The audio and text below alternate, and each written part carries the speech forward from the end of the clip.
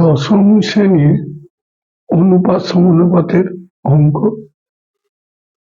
এখানে আছে 4a + 5b × 4c - 5d সমান 4a - 5b × 4c + 5d হলে প্রমাণ করো ABCD সমানুপাতে আছে।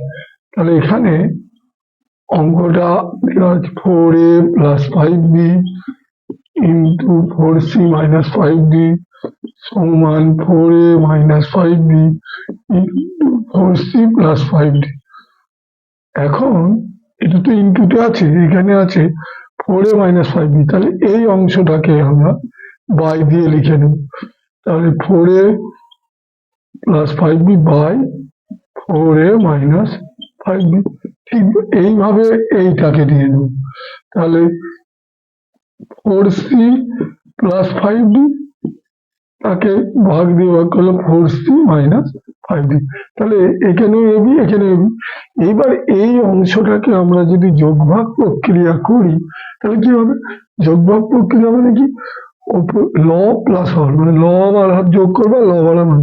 তাহলে উপরে কি আছে? লব 4a + 5b plus 4a - 5b by, এখানে লব মাইনাস হর, 4a + 5b মাইনাস দেখবেন বলে -4a + 5b সমান, এখানেও সেই এক লব প্লাস হর 4c + 5d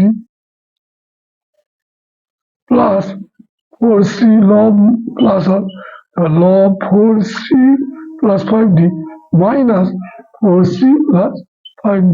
তাহলে এবার দেখি, তাহলে এখানে -5b + 5b কেটে গেল, এখানে -4a প্লাস, তাহলে এখানে কত হচ্ছে 8a আর এখানে 10b।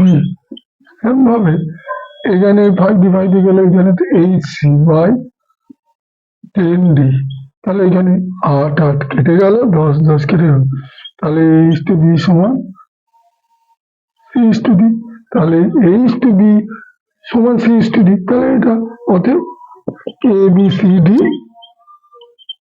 সমানুপাতে আছে,